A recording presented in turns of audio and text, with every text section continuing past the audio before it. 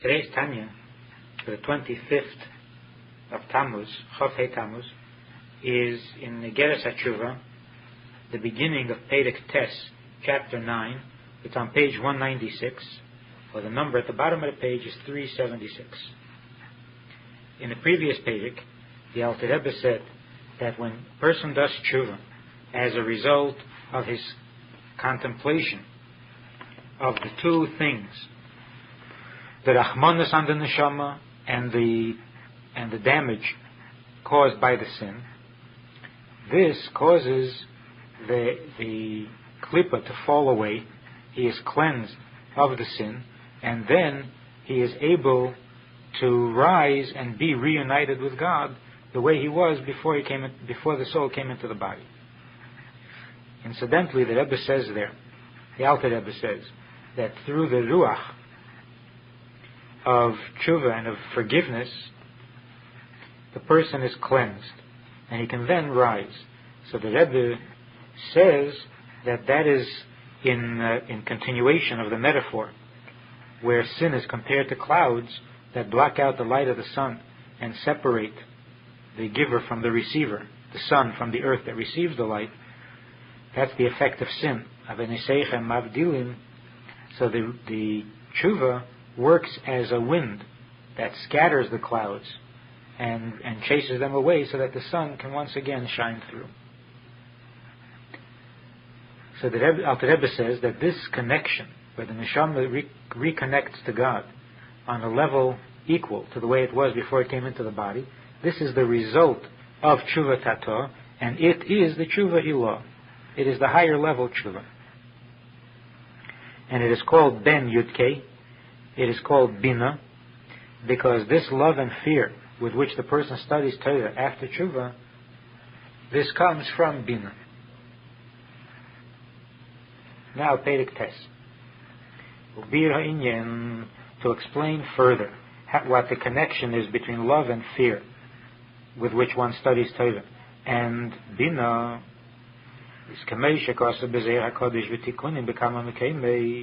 we find in a number of places, in the Zohar and the Tikkunim, the bina ihi tshuva ilah, that bina represents the higher level tshuva, v'ha'eim revetzes al ha'afrechem. And it is expressed in the verse that the mother bird hovers over the offspring.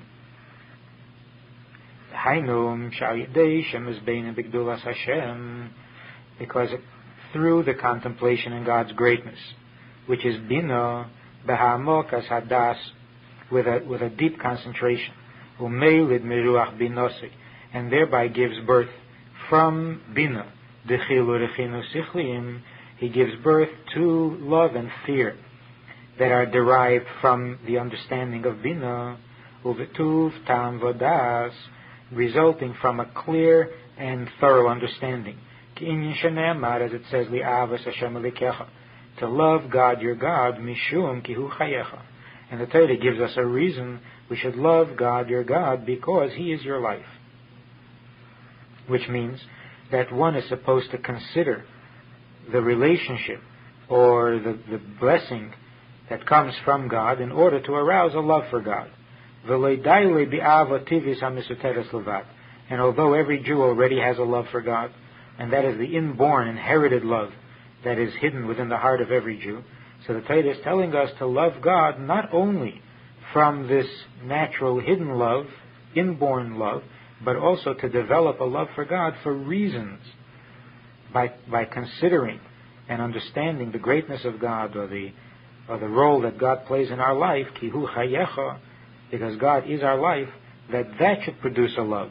And this is called intelligent love. And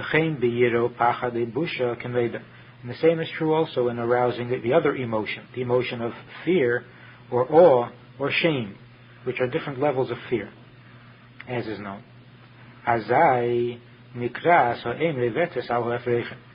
Then, when the emotion is born out of intellect, out of understanding, that is described as the mother hovering over the offspring, because the mother is connected to the emotions, and the emotions are the result of the mother of bina.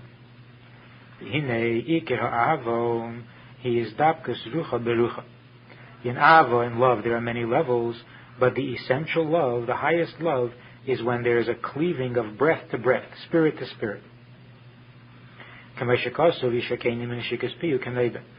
Which is expressed in the verse in Shir HaShirim, he kisses me with the kisses of his mouth. What does it mean, the kisses of his mouth? That describes the love that is the cleaving or the joining of breath to breath, spirit to spirit. And concerning this level of love, it says, "Uv'chol nafshecha," that you should love God with your whole soul.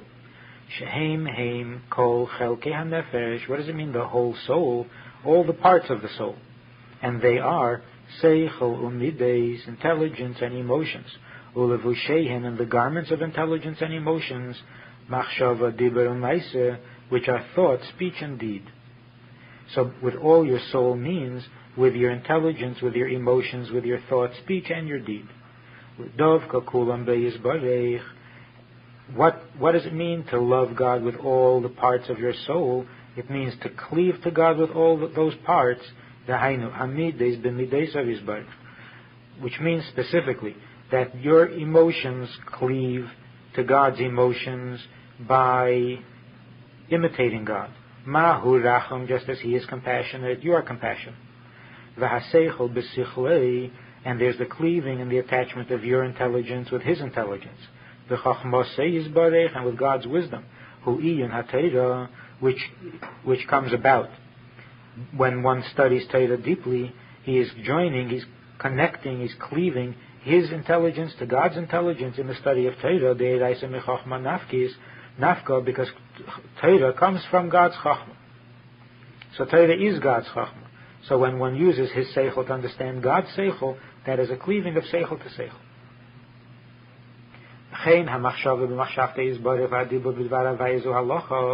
And also in the garments of the soul, one cleaves to God in thought by thinking God's thoughts. And one speaks the words of God, which is halacha. Halacha is called the word of God, and that's how we cleave to God in speech.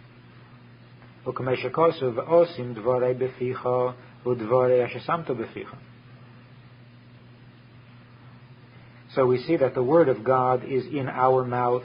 We can actually say the words of God, which is studying and articulating the laws of Torah, the halacha, which is God's words. And also in action. We cleave to God through our actions, and primarily through the act of tzedakah, to give life to those who are fallen.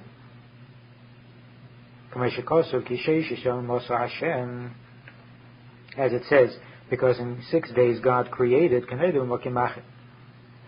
that God's creation is an act of tzedakah, and when we do tzedakah, when we reach down to those who are fallen, to those who are less fortunate, it is imitating God, doing God's work, doing God's actions, because God too reaches down in creation to those who are helpless.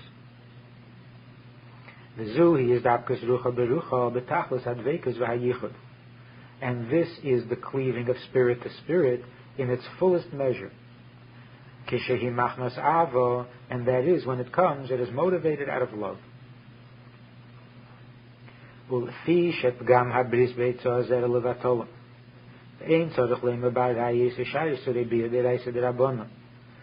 therefore, the wasting of the seed, and needless to say, sexual sins, whether from the Torah or from the sages, which the commandments or the prohibitions of the sages are in some ways more severe, more serious than the Torah commandments themselves. When a person does this, pagan b'meyach, he causes a defect, he severs the connection of the mind to godliness.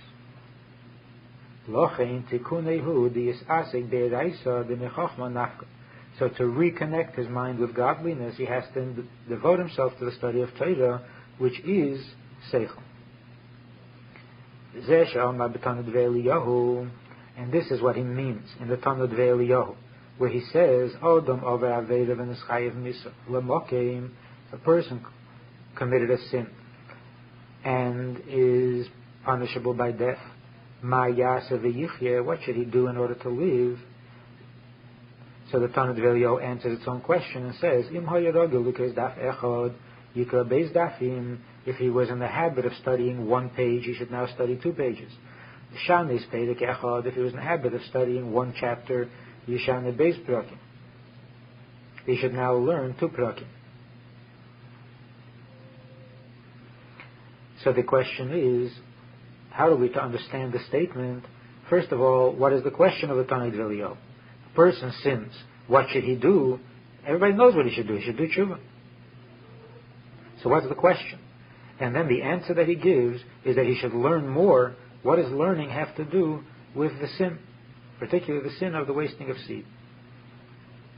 So he explains that this is not in order to gain forgiveness for the sin. That taka happens when you do tshuva. That everybody knows.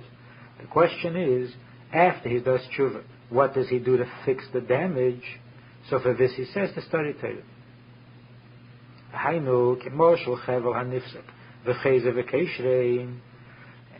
As a rope that is being fixed, that had been severed, and you want to tie the ends together again, so the result is that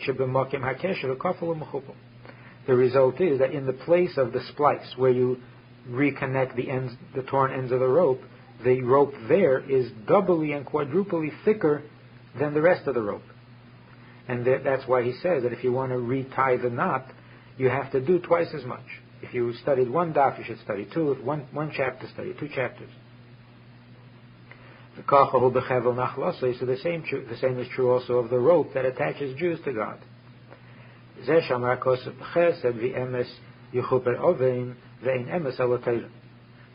pasuk says that a sin is forgiven through chesed and through emes. What is emes? Emes is Torah.